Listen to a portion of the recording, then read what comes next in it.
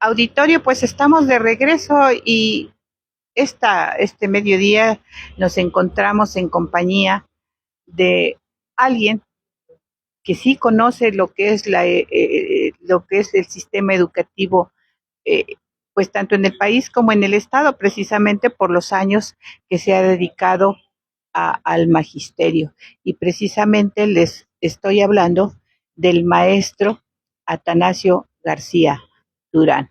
Atanasio, muy buenas tardes. Buenas tardes, Judith, gusto en saludarles. Estoy a sus órdenes, siempre felicitándoles por su trabajo periodístico. ¿Quién es Atanasio? ¿Dónde naciste y cuál es tu trayectoria? Pues un modesto hijo de una señora y de un señor que estaban en la extrema pobreza. Yo nací aquí en Jalapa, en la colonia Salud. De ahí me llevaron de meses a vivir al patio Cuauhtémoc, que todavía existe, entre Sayago y Melchor Ocampo.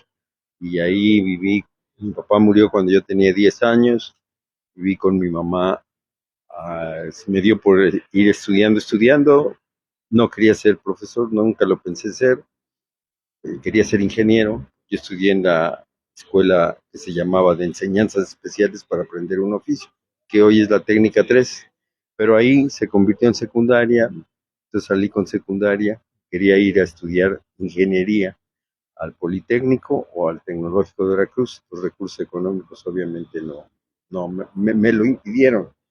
Y entonces pues presenté examen en la normal veracruzana en los primeros meses le tomé un amor a la educación. Con las prácticas escolares me di cuenta que es una profesión de amor. Así lo define incluso Pestalozzi, que la educación es amor. Y yo estoy convencido de eso. ¿Cuántos años tienes en la docencia? En la docencia yo trabajé como maestro de grupo, trabajé 54 años, desde a nivel de primaria, luego secundaria, bachillerato, nivel superior y posgrado incluso. Me fui ascendiendo, también fui obteniendo mis títulos. Yo estudié además de la normal, luego estudié la licenciatura en educación normal, luego estudié la maestría también, algo relacionado con la educación, sobre todo en una visión de desarrollo de la educación. Estudié la maestría en desarrollo regional en la Universidad Veracruzana y ya finalmente estudié el doctorado en desarrollo educativo y bioaprendizaje. Entonces tengo mis cédulas profesionales de todo. La última fue de doctor en esa rama, en la educación, repito, educación y bioaprendizaje. Después de todos esos conocimientos que tú has acumulado a lo largo de los años ah, como maestro, me gustaría que me dijeras cómo está la educación actualmente, tanto en el país como en el estado de Veracruz, porque bueno, los tiempos han cambiado y vemos que ya un maestro en un aula ya no son aquellos maestros que nos tocaron entregados, preocupados, porque los niños pudieran salir, terminar cuando menos la primaria. Y actualmente pues vemos que la educación ha ido de menos, de más a menos, más bien ha disminuido la calidad. Tú eres un estudioso de la educación, yo sé que te has dedicado a la investigación por cuanto a la educación. ¿Qué nos pudieras decir al respecto, Atanasio? ¿Cuál es tu punto de vista y qué es lo que has investigado a lo largo de este tiempo? Mira, yo considero por mi práctica educativa y sobre todo porque en los últimos años, particularmente en los últimos años, me han pedido que dé yo conferencias, pláticas sobre mi experiencia y mi formación educativa. Yo considero que los maestros son quienes desempeñan una profesión, como ya lo dije, de Pestalozzi, como te comentaba hace un momento, que dijo que la educación es amor. Y yo he recorrido el estado dando conferencias desde Pueblo Viejo hasta Las Chuapas. en diferentes comunidades, diferentes niveles educativos, incluso con padres de familia, para decirles por qué la educación es amor. Considero que la casi totalidad de los maestros, habrá excepciones, pero casi la totalidad de los maestros sí se entrega con amor, hasta los que no estudiaron para ser maestros. Es el sistema el que ha llevado a desviar la entrega del maestro en su esencia educativa. ¿Por qué lo ha hecho? Porque ha involucrado al maestro en una serie de actividades de papeleo, de planeación, entre comillas, planeación, que es innecesario.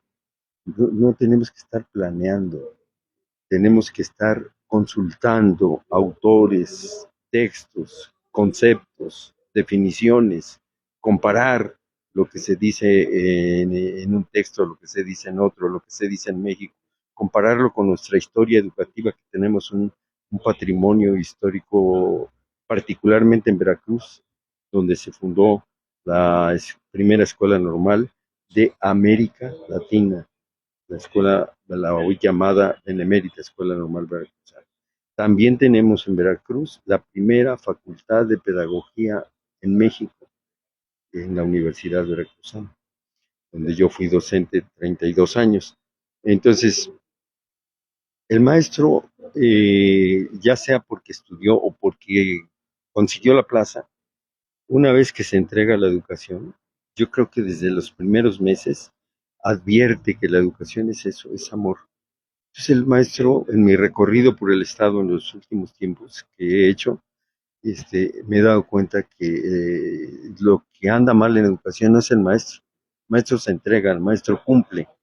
Repito, habrá excepciones, pero no, el maestro cumple. Donde tenemos la falla es en lo que se le obliga a hacer al maestro que no debería estar haciendo. Tanto papeleo, tanta entrega de sus le llaman planeaciones, ¿no? Eh, a mí me tocó gran parte de eso, que había que definir el objetivo general, objetivo específico, objetivo particular, la taxonomía de Bloom, que fue perder el tiempo. Luego las competencias, que la competencia genérica, que la competencia disciplinaria. Entonces, definir eso es un absurdo. Que ahora las progresiones y cómo combinas una progresión con una competencia hacen perder el tiempo al maestro. Lo que hay que discutir es el conocimiento, los avances del conocimiento, la profundidad del conocimiento. Claro que hay bibliografía para eso, en lugar de estarnos ocupando en entregar papeles y papeles y papeles. Entonces, un gran problema es eso. ¿Cuál es el resultado de un proceso educativo de papeleo y de supuesta planeación? Que Veracruz ocupa el quinto lugar en rezago educativo en el país. Nos gana en eso Oaxaca, este, Tabasco, Michoacán y Guerrero. Y nosotros estamos en el quinto lugar de rezago educativo. No puede ser. Nosotros, con el patrimonio histórico educativo que tenemos, nosotros tenemos que estar en los primeros lugares, pero tenemos que modificar esto. No entretener más al maestro, abrir la educación a todos y asociarla con algo muy importante que no se le da importancia, se ignora o si se toma en cuenta muy parcialmente. El mismo Pestalozzi dijo que había que combinar el desarrollo intelectual del niño con sus habilidades manuales. Él creó el modelo, Enrique Pestalozzi creó el modelo que llamó él escuela taller. Y ese modelo de educación acabó con el analfabetismo en Suecia. Entonces, ahí hay experiencias. Pensamiento relacionado con Pestalozzi, más o menos 100 años después, es con pedagogo español Francisco Ferrer Guardia, ¿no? Entonces, en él encontramos también un diseño de la educación, como se construyó la Escuela Normal Veracruzana.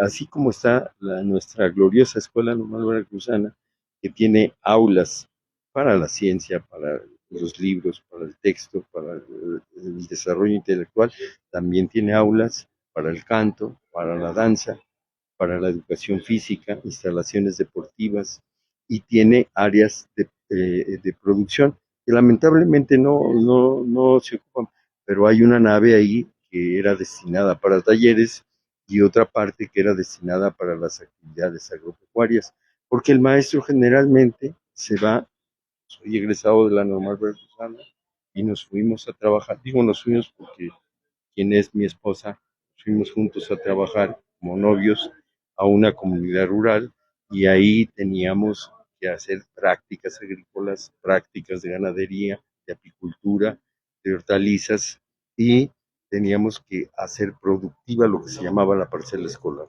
Entonces tengo toda una experiencia en eso, tanto que pues me llevó en 15 años en un desarrollo así eh, de propedéutico de ir de la primaria, la secundaria, el bachillerato y al nivel superior a fundar, yo fui el fundador del Instituto Tecnológico Agropecuario de Úrsulo Galván, nivel superior.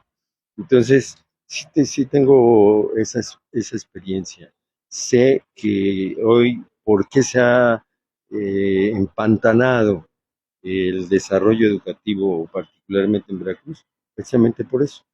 Hoy tenemos un grave problema, una crisis en el Estado.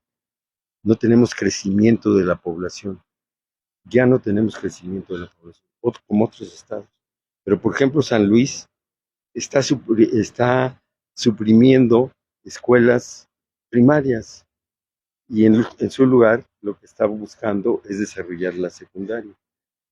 Yo advertí desde con el maestro Guillermo Zúñiga Martínez, quien me hizo su colaborador, que ya teníamos una disminución de la población desde los años 90 y él me pidió que yo hiciera en ese sentido, que hiciera el proyecto de creación de la Escuela Normal Superior de Veracruz. Yo hice ese proyecto, él lo usó y fundó la Escuela Normal Superior. Hoy ya no tenemos población escolar, incluso para secundaria. Se necesita realizar modificaciones curriculares y trasladar todo el potencial que tenemos en formación de docentes hacia la formación del maestro de bachillerato, que estaría acorde con la política nacional y que aquí en Veracruz se ha mencionado, pero yo no veo medidas que se estén tomando para, sobre todo, la formación del docente de bachillerato. No tenemos en Veracruz una sola escuela que forme maestros para bachillerato. Hay una maestría en la normal superior, pero no como maestría.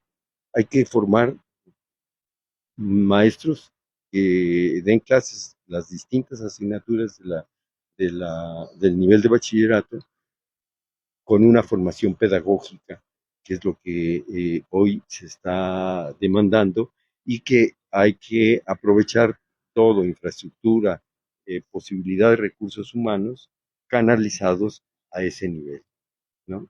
Todo esto requiere, desde luego, las acciones pues bien estudiadas y bien pensadas, porque no se trata de despedir maestros, ni de quitarlos, ni nada más regresarlos al aula. Pues, ¿a cuál aula?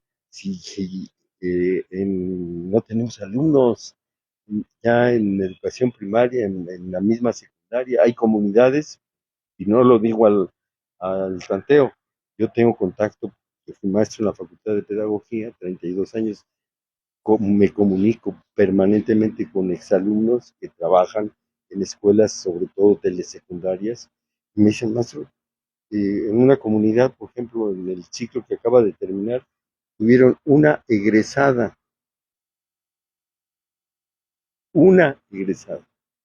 y tuvieron desde luego problemas para para tener los alumnos.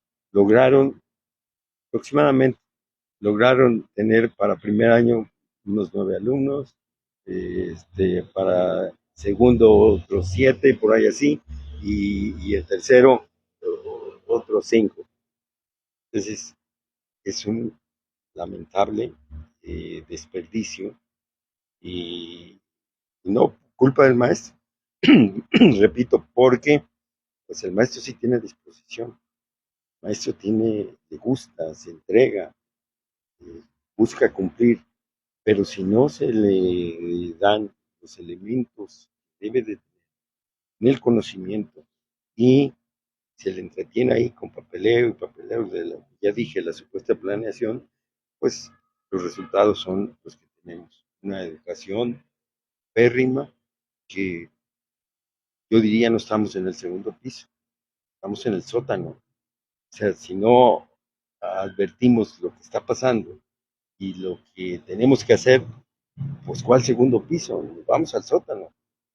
Precisamente yo veo que tú has profundizado y aquí tengo un amplio estudio, un amplio análisis que sí me gustaría porque que nos hablaras un tanto de esto, sobre todo que ha bajado la población, ¿sí? En cuanto a crecimiento en promedio anual. Y has hecho un profundo análisis de esto que es muy importante, porque desgraciadamente la educación en México ha bajado su calidad. Incluso vamos a hablar de los libros que edita el gobierno, que en realidad han desaparecido muchos temas que eran importantes y que actualmente pues más bien se está leccionando para otras formas de gobierno y no precisamente está enfocado a la educación de los niños y las niñas. Pues mira, sí, efectivamente necesitamos que se modifique el concepto de educación como una tarea desarrollista, propedéutica. Tenemos que adoptar el concepto de educación, como lo decía Pestalozzi, pero además revisando nuestra historia, nuestras culturas originarias involucraban al alumno de manera que las escuelas eran autosustentables. Las escuelas no tenían presupuesto. Cuando se habla del Calmeca, del Tepozcali, eran sistemas educativos, no eran dos escuelas, eran sistemas educativos. Estos se basaban en la autosostenibilidad, o sea, los alumnos estudiaban y trabajaban. Y esa es la mejor formación que se le puede dar al alumno. Nos metieron por años, décadas y hasta siglos, podríamos decir, en separar y el alumno poco a poco se ha situado solamente en las cuatro paredes y hoy con la informática, pero que termina la primaria, la secundaria, el bachillerato y manualmente no sabe hacer nada. Entonces, cuando se sale el alumno del sistema educativo, sobre todo el bachillerato en adelante, al nivel superior, el abandono escolar, el alumno no sabe hacer nada. ¿Por qué? Porque tuvo una educación, ese desarrollismo educativo, que es un desarrollo pensado en el desarrollo intelectual del alumno, pero en cuatro paredes.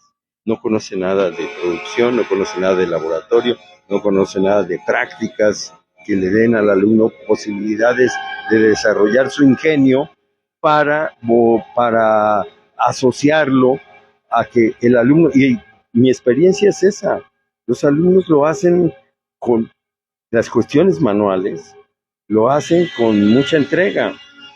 La escuela normal está diseñada para eso. Tiene una nave de talleres, tiene áreas agrícolas, pecuarias, tiene áreas para el deporte, tiene hasta una alberca olímpica, tiene pista de atletismo, tiene campo de béisbol, etcétera. Tiene aulas para canto, aulas para danza, para el desarrollo artístico y el desarrollo intelectual, ni se diga. Entonces, lo que nos ha pervertido el concepto de educación es el sistema. Entonces, los libros hoy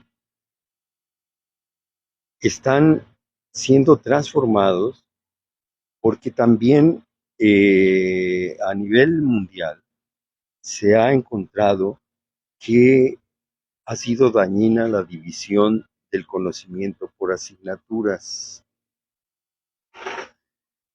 El conocimiento se dividió matemáticas, español, biología, etcétera, por separado, cuando una cosa tiene que ver con la otra. Entonces, esto, científicos que han encontrado que eso nos ha perjudicado, han llegado al pensamiento transdisciplinario. ¿Qué significa lo de la transdisciplinariedad? Que una cosa tiene que ver con la otra. La biología tiene que ver con la historia tiene que ver con el lenguaje, etcétera. Entonces, las modificaciones de los libros van en ese sentido.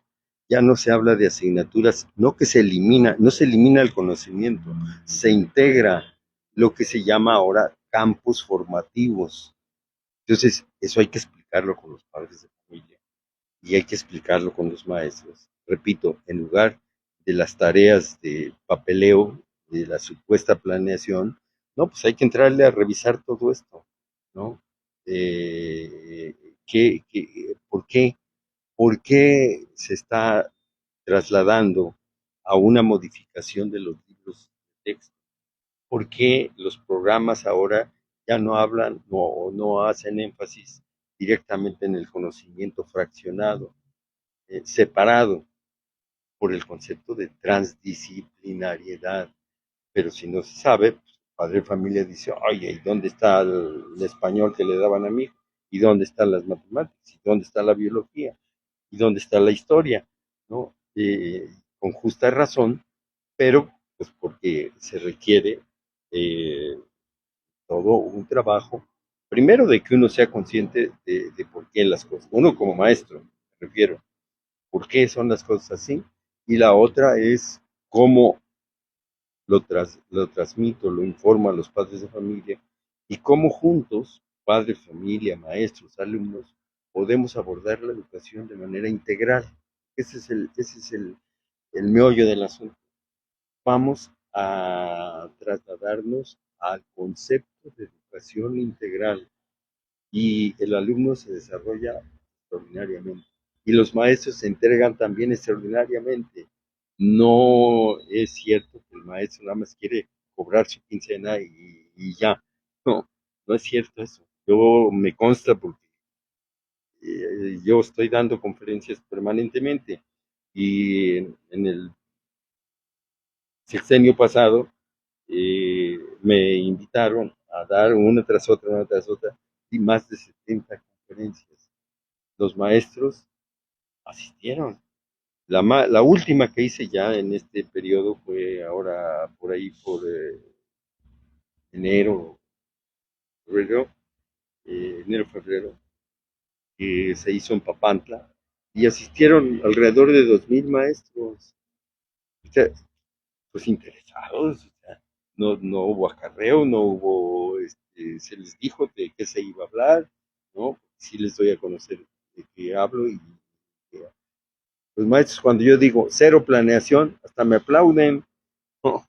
Pero ese es el meollo que aquí, lamentablemente, quienes desconocen realmente lo que estoy hablando, que es que la educación debe ser integral, que la educación no tiene que ser libresca, que la educación no debe de ser de cuatro paredes, que no debe ser de pupitre y pintarrón o de ambas cosas con informática, sino también de trabajo y acción del maestro.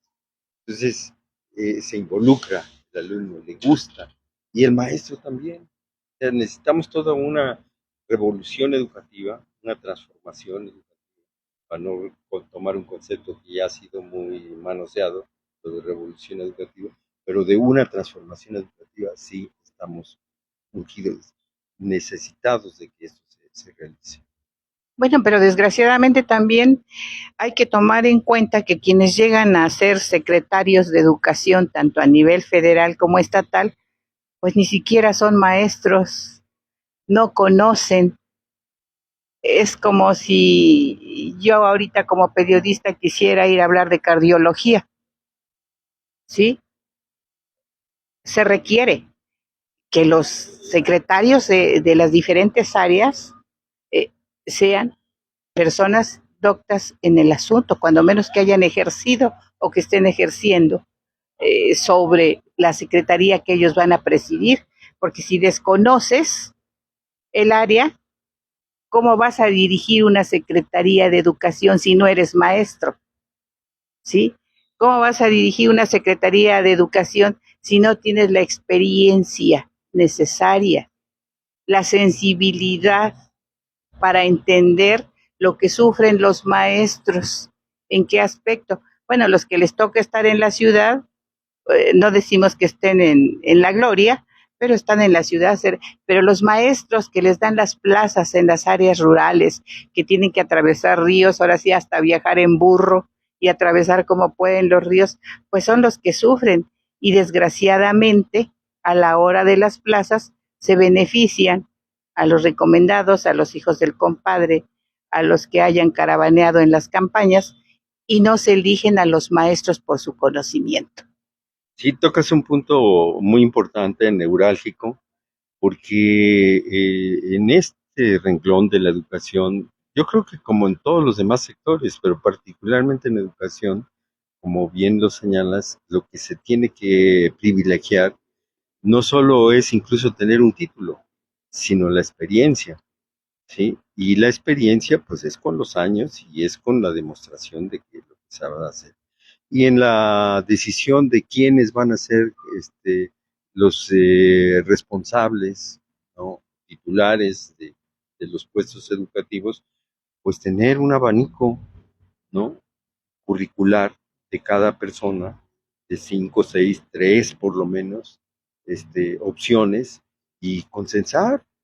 La gente sabe, los sindicatos saben, los sindicatos, yo no estoy en contra de los sindicatos, también fui sindicalista. Los sindicatos saben optar por decir o sugerir, opinar, ¿no?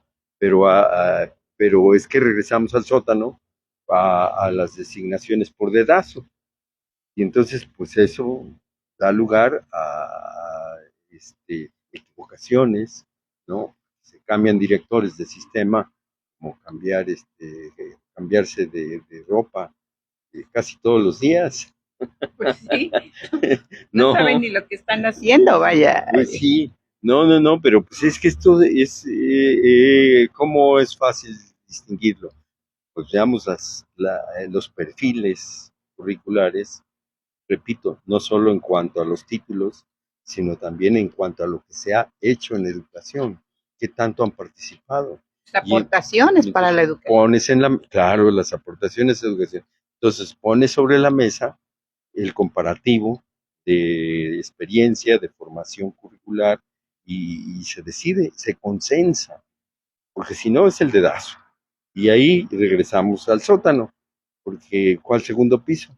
Pues estamos en la forma tradicional de hacer política y de hacer gobierno, ¿no? Necesitamos que se modifique ese concepto. Pues así es. Yo aquí tengo, tengo enfrente, pues precisamente el amplio estudio que ha hecho el maestro Atanasio García Durán por cuanto hace a la educación y por cuanto hace también a que ha disminuido el grueso de los alumnos que egresan de una carrera. Eh, si nos pudieras platicar al respecto a qué se debe y cuál es el panorama que tú tienes de este estudio que tan profundo y muy profesional que estamos viendo. También una buena pregunta, en el alto abandono escolar, porque en Veracruz solo alcanzan el nivel de licenciatura el 24%. O sea, terminan una licenciatura, solo, o sea, quiere decir que el 76% se queda en el camino. Y esos que se quedan en el camino, ¿a dónde van? ¿Qué saben hacer? ¿No?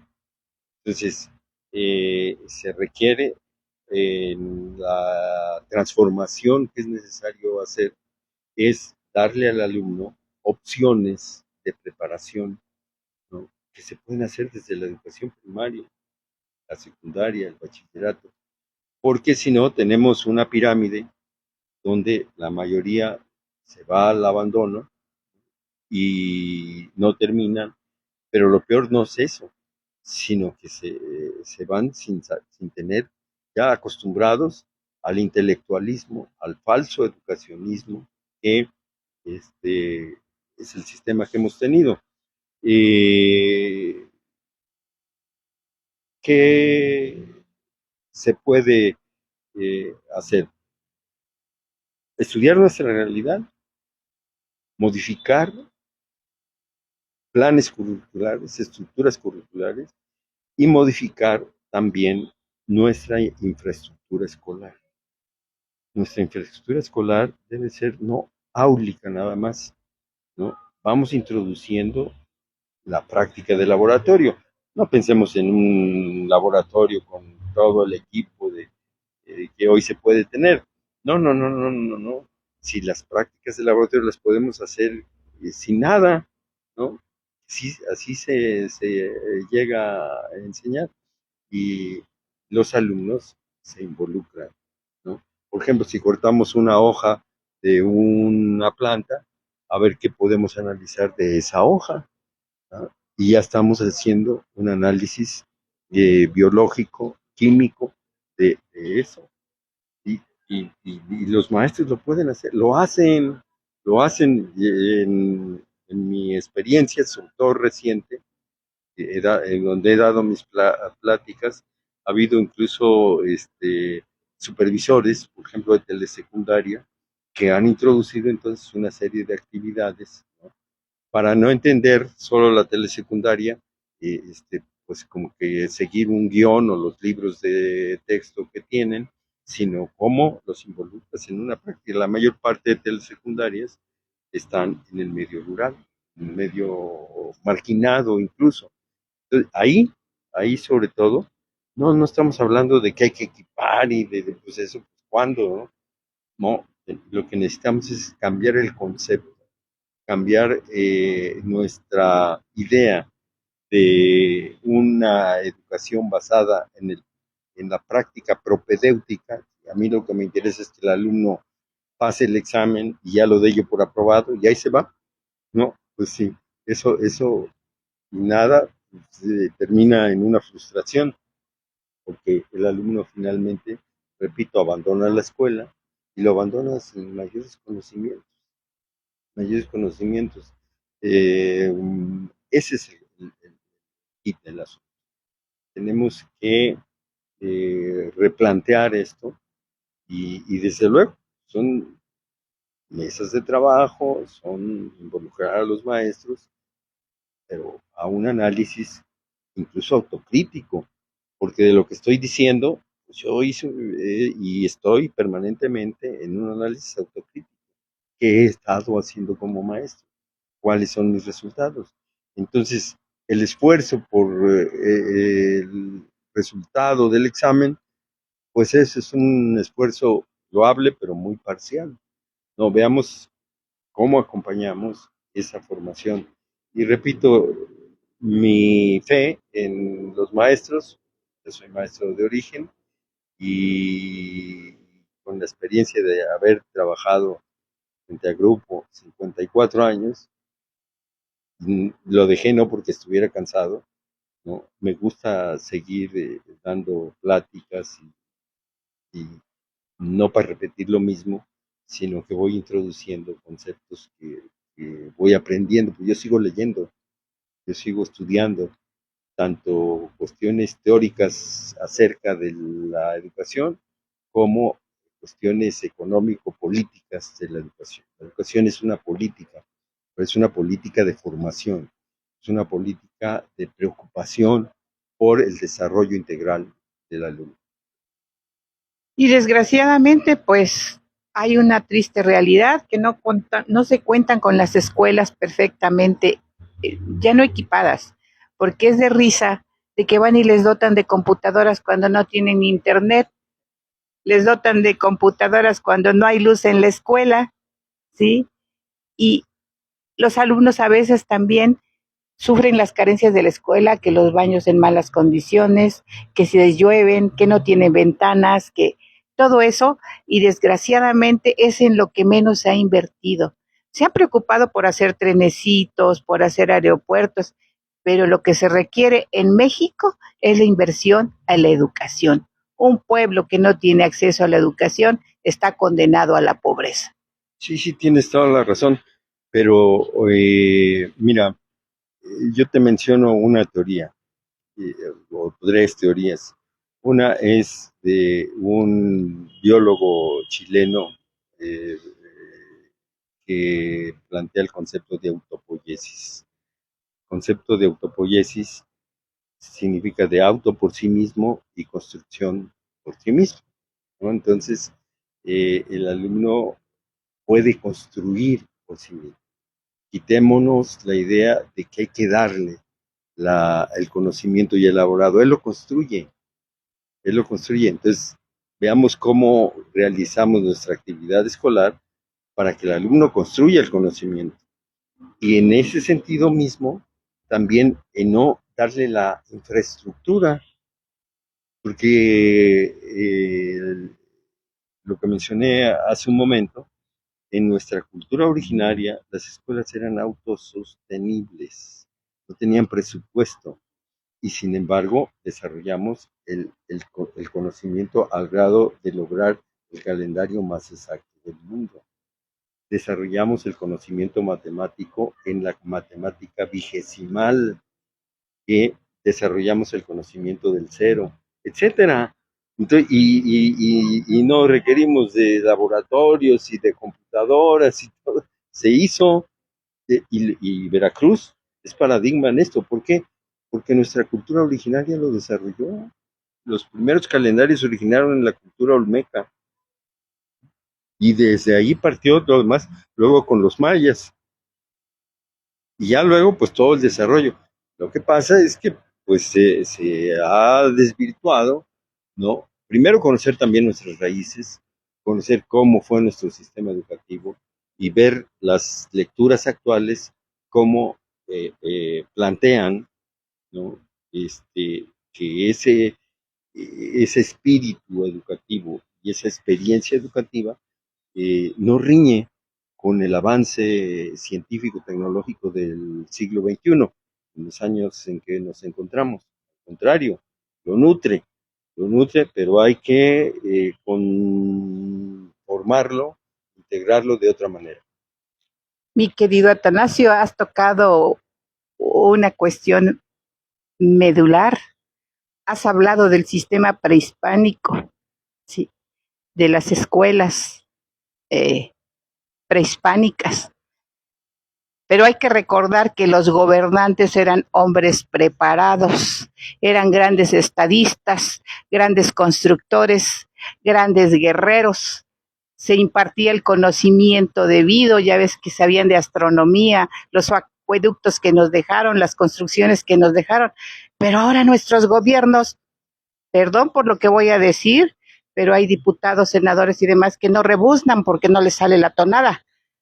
Entonces, no podemos decir que tendríamos que ver, porque tú hablas de las escuelas prehispánicas, sí es cierto, pero te repito, quien los gobernaban eran gentes ampliamente preparadas. Entonces, si los que llegan a secretarios de educación no tienen la preparación necesaria, ¿cómo van a entender la mejor forma de que la educación en nuestro país pueda avanzar? Hemos ido en retroceso, porque bueno, si vemos los libros de historia, ya no se habla de quién fue Cuauhtémoc, de quién fue Moctezuma, ya ni siquiera los jóvenes saben los nombres de los héroes que nos dieron patria. Nada más los recordamos en este mes, el 15 y 16, para irnos a echar la copa y gritar. Pero en realidad pregúntales los nombres y qué hicieron y por qué lo hicieron y en las no lo saben. ¿Por qué? Porque de los libros de conocimiento han desaparecido todas estas cosas. Después la práctica, y es que, repito, nos han obligado a un sistema educativo libresco, pero ojalá de libresco de buenos libros. Si revisamos los libros que nos informan de nuestro pasado, eh, llegamos a la conclusión incluso que nuestro pasado no es lo prehispánico, nuestro pasado es el anáhuac, porque cuando decimos prehispánico, como que decimos, ese es anterior de lo hispano, y entonces le damos el lugar a los que nos invadieron. No, nuestro desarrollo, pues ni siquiera se llamaba México, nuestra civilización y nuestro territorio, ¿no? Estamos hablando incluso de gran parte de lo que hoy son los Estados Unidos, hasta la Tierra del Fuego, era el Anáhuac, ¿no? ¿Qué cosa significa Anáhuac? Entre dos aguas, o sea, nuestro continente, entre el Océano Pacífico y el Océano Atlántico. La civilización milenaria, porque estamos hablando, cuando hablamos de los olmecas, hablamos de una civilización que empezó en unos 8500 años antes de Cristo y que tuvo su desarrollo más alto desde el año 200 antes de Cristo hasta el 800 después de Cristo, en términos de tiempo, eso fue. Y ahí desarrollamos todo eso, como bien lo acabas de decir. Desarrollamos todo un conocimiento. Y el conocimiento, pues no fue de Tin Marín. ¿Por qué hubo ese desarrollo? Porque había un sistema educativo, ¿no? Que dio origen a eso. Entonces, pues, es muy bonito esto. Hay que revisarlo, y hay que analizar en el presente, no con un propósito de destrucción, sino de reincorporación a los conceptos que deberemos de manejar y a una práctica educativa que también deberemos de manejar.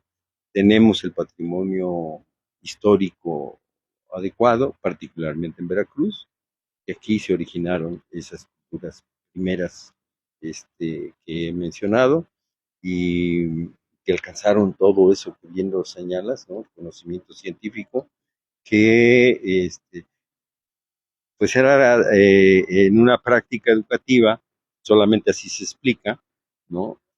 Que hayamos tenido lo que llegamos a tener. Pero hoy yo creo que lo podemos hacer. Yo sí tengo fe en que las cosas tengan esa transformación que se está demandando y ayudado con los medios de comunicación, como son ustedes, pues tenemos que ir difundiendo las cosas. Pues sí, yo te hablo de prehispánico porque cuando llegaron los españoles, nosotros éramos un pueblo avanzado, un pueblo científico, un pueblo conocedor, ¿sí? Eran grandes constructores, estábamos más adelantados que otras civilizaciones. Entonces, a eso hablo. La sexta civilización, pero no por en cuanto a que ocupáramos el sexto lugar, no. Fuimos la sexta civilización que hoy podemos mencionar junto a China, junto a la India y a los pueblos mesopotámicos, Egipto. Entonces nosotros sí, eh, desarrollamos un territorio autónomo en todos los sentidos, particularmente en educación. Es que desgraciadamente, lo vuelvo a repetirte e insisto, al menos tú y yo cuando estudiamos la primaria que nos hablaban de, de Moctezuma, de Cuauhtémoc, de todos los gobernantes de esa época, ¿no te sentías orgulloso? Se sentía uno orgulloso de que habían sido hombres, guerreros, preparados, y que cuando llegaron los españoles éramos un pueblo bien capacitado, bien educado, porque incluso hasta en los baños ya nos lavábamos los dientes, nos bañábamos a diario, sí, producían jabones para bañarse, o sea, éramos un pueblo avanzado y desgraciadamente los jóvenes desconocen toda esa parte de la historia porque la han quitado de los libros. Y yo creo que cuando no tienes arraigo por tu país, no desconoces la historia de tu país, pues por eso muchos jóvenes no se sienten muy mexicanos, nos agringamos, traemos cosas que no son de nuestro México y te repito, nada más el 15 y el 16 de septiembre. Entonces, cuando tú no tienes orgullo de tus raíces, ¿qué pasa? No te preocupa lo que pasa en tu país. Te lo desprecias, ¿no? Te lo desprecias, no, no, no. Bien, como dices, mira, nuestros gobernantes, nada más que nuestros gobernantes no eran para gobernar, eran para obedecer. Entonces, se les entregaba el crédito por consenso, tampoco era de que ellos fueran chichas coreras, ¿no? Sino que se consensaba y quienes se habían distinguido por el trabajo, por la compatibilidad, la forma eh, de equipo con su gente y desde luego su fuerza física, su adiestramiento y todo, pues por consenso llegaban a ser lo que fueron y recibían el cargo como mandato. Como mandato significa que no era para que mandaran, sino para que obedecieran el mandato del pueblo. Y ahí hay un cambio entonces muy importante cualitativamente, ¿no? Hay que estar escuchando a la gente, involucrándose con la gente, pues para decir, pues lo que la gente quiere es esto, y eso es lo que debo de hacer. Pues fíjate que estás diciendo una gran verdad.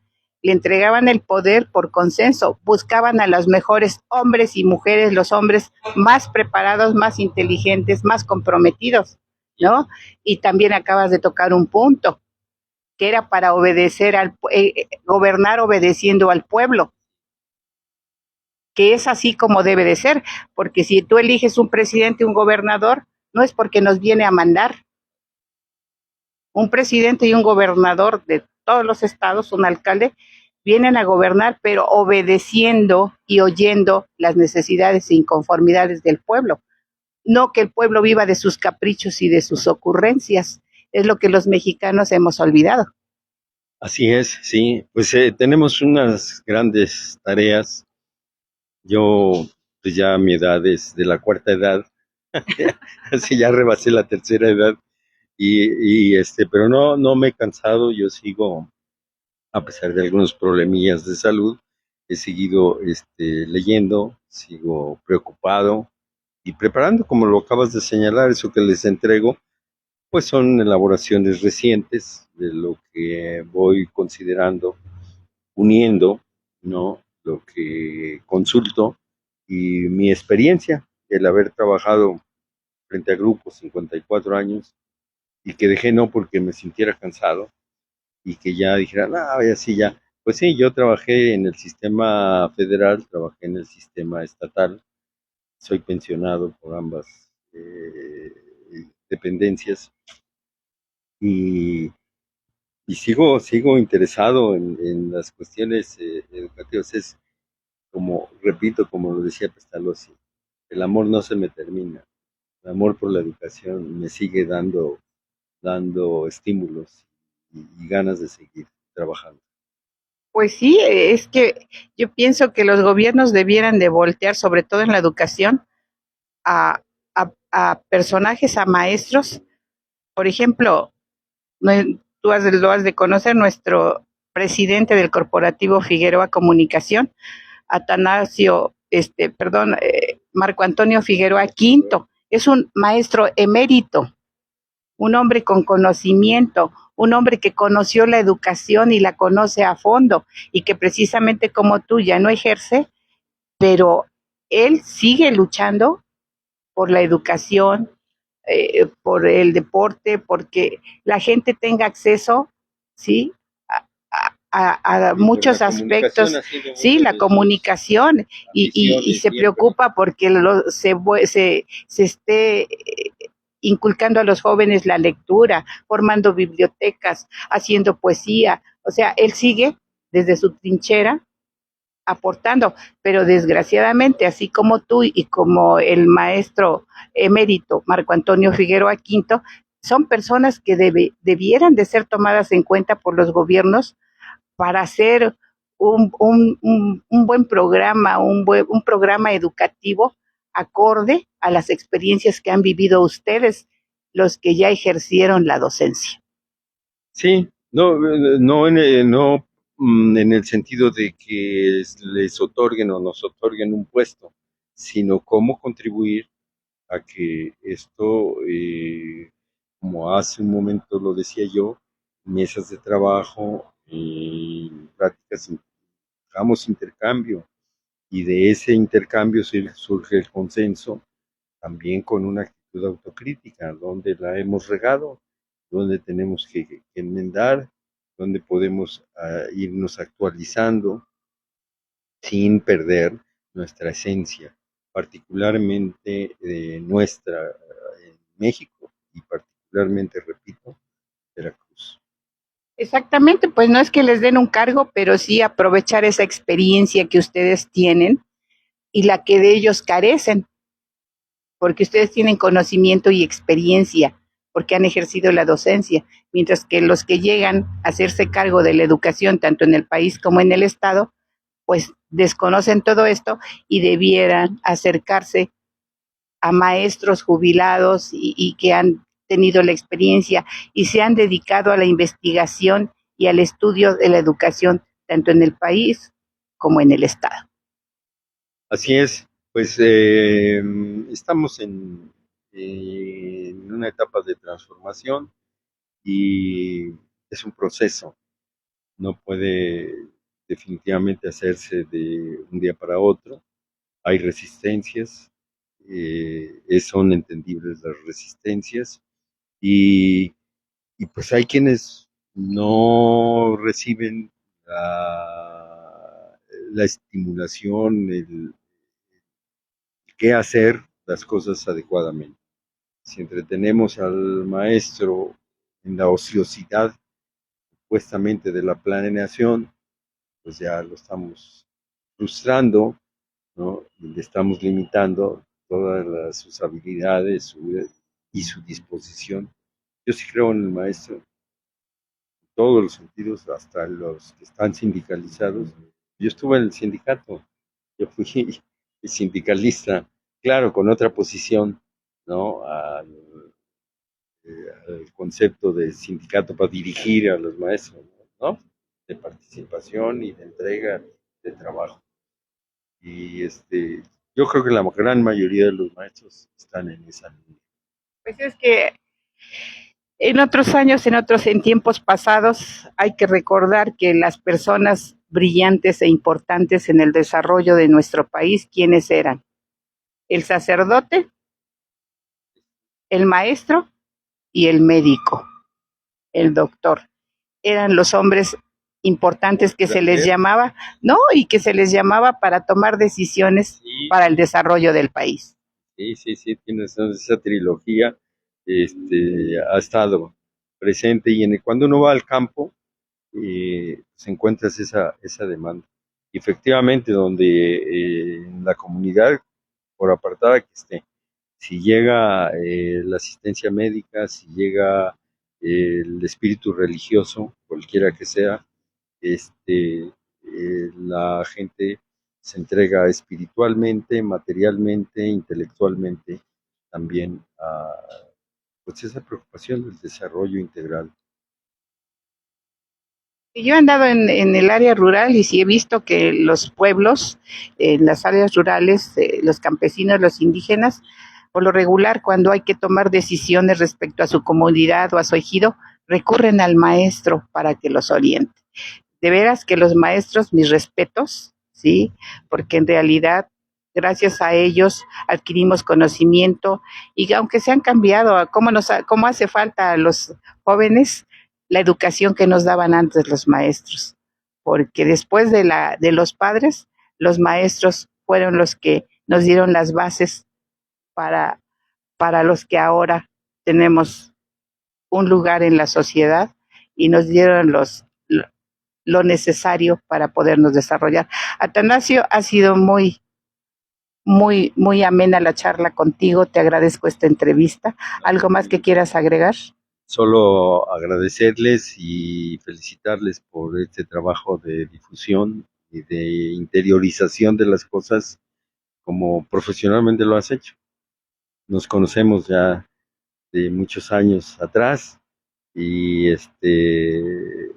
siempre hemos coincidido en que las cosas tienen que irse modificando, haciendo, a veces contra las disposiciones oficiales, pero no para ser rebelde y opositor simplemente, sino para decir y sugerir cómo se tienen que hacer las cosas. Yo tuve la oportunidad de ser diputado y de ser presidente de la legislatura y mi papel en ese momento fue cuestionar al gobernador, que fue Fidel Herrera, en paz descanse. Nunca lo ofendí, eh, fui muy crítico de algunas decisiones y finalmente me felicitaba. Eso reconozco de este gobernante, y hasta yo pensé que en algún momento me iba a mandar por ahí alguien que me golpeara o atentara contra mí. No, fue respetuoso y en paz descanse. Yo creo que si uno hace la crítica con un propósito constructivo, hasta el adversario se siente que estás contribuyendo, que un poco sea la responsabilidad de él de lo que se está haciendo. Pero también uno ejerce la crítica con una autocrítica, cosas que tengo que hacer de manera diferente. Pero pues ahí vamos, yo los felicito nuevamente, ojalá que sigan en este trabajo. ¿Cuántos años llevas en esto de la comunicación? Más de 50. Hija, ya nos empatamos, yo 54 en educación y no me rindo, yo sigo trabajando, yo me jubilé en el 2020 y ahí cumplía yo exactamente 54 años de trabajo educativo de grupo. Pero he seguido platicando con la gente, me gusta donde quieren opiniones, ¿no? No líneas, sino opiniones, pues con mucho gusto las doy, me voy actualizando para que se transmita más que el conocimiento que ya tengo, la preocupación. Pues muchas gracias a ustedes. No, pues sobre todo le queremos agradecer, si quieres a cámaras, Ahora sí que si nos los compartiría para, sí, Claro, no, para ahora sí, sí, eso, esta parte nos la compartiría para que también el auditorio que está viendo viera sobre el estudio de trabajo que está haciendo usted. Entonces, sí, sí, se podría subir a la página para que lo viera. lo que ustedes gusten subir de aquí, desde luego que sí. Desde luego lo que pongo ahí, pues no son, ahí pongo las fuentes, para que no se piense que yo estoy fusilándome las cosas, ¿no? Lo que expreso es una construcción tomada de las fuentes que consulto y desde luego asociado al pensamiento que he venido desarrollando por mi propia experiencia, por mi propio trabajo, pero siempre respetando a todos. No son lineamientos, sino son propuestas, sugerencias, críticas, resultados de una autocrítica de su servidor. Y los maestros, yo lo que he encontrado, que lo entienden muy bien, que pues algunos podrán sentirse no a gusto cuando yo digo, por ejemplo, cero planeación y hay quienes les gusta estar planeando, entregando sus este, competencias y progresiones, etcétera, etcétera. Es respetable y eso está en su gusto, que lo sigan haciendo, ¿no? Yo digo que es más constructivo entrarle a la revisión del conocimiento de diferentes autores que hablan sobre un punto o sobre un concepto, cómo contrastarlo y cómo hacer nuestra propia construcción del conocimiento.